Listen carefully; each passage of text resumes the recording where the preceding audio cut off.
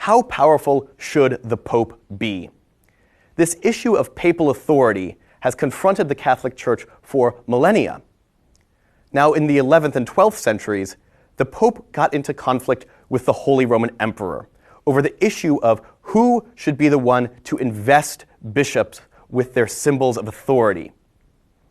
By the 13th and 14th century, the Pope was at odds with many of the kings of Europe, and at issue at this time was money.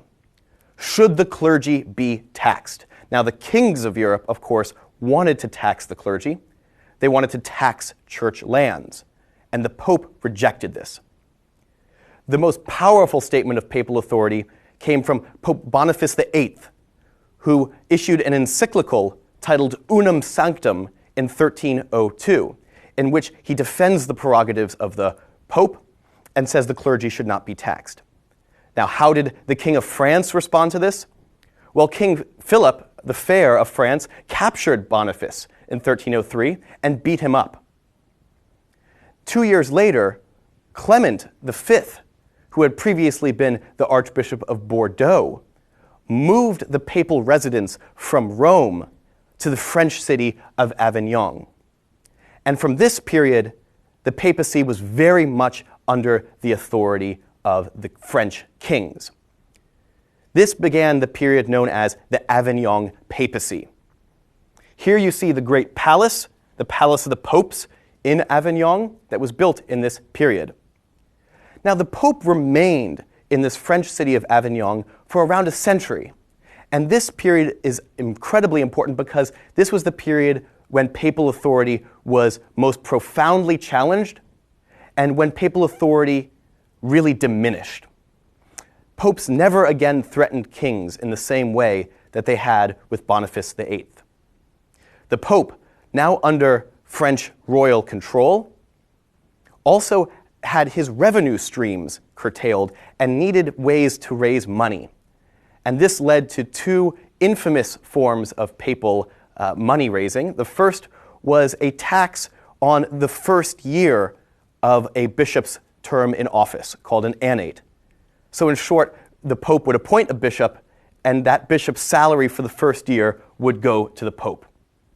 The second major new revenue stream that the Avignon popes came up with was the system of indulgences that became so important before the Reformation. Christians could pay the Pope to lessen their time in purgatory, and indeed even lessen the time of their relatives who had already died.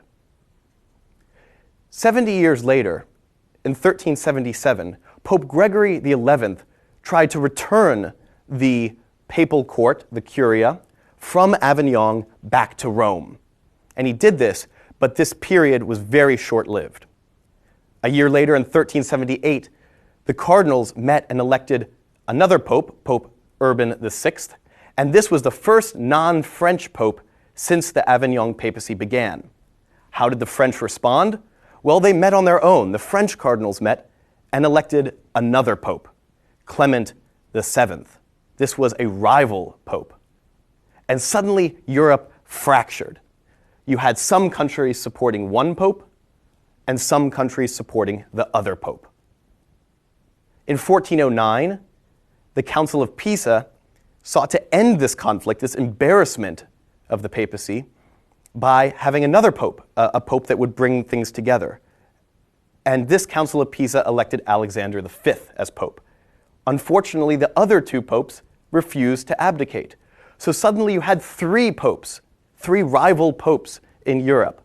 And this was a scandal then, as it would be now. In 1414, this finally comes to the end, this period of the Avignon papacy, this period of schism, when Emperor Sigismund called a new council at Constance. And a new pope was elected, Martin V. And this ended the century of the Avignon papacy and this period of rival popes. Now, what's so important about the Avignon papacy is that it really weakened the Pope. You have to imagine the Pope was here in a French city under the authority of the French king, effectively, or at least the influence of the French king. And most importantly, this also weakened the moral authority of the Pope. The popes lost their prestige. They were no longer centered in Rome. They were now centered somewhere else. And this competition between three popes was an embarrassment that only came to an end when the Council of Constance in 1414 established a new pope.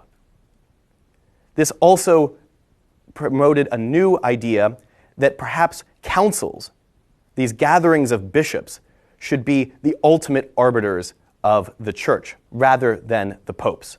So the scandal of the Avignon period and the competition between these three popes damaged the late medieval papacy, which would only begin to recover in the 15th century.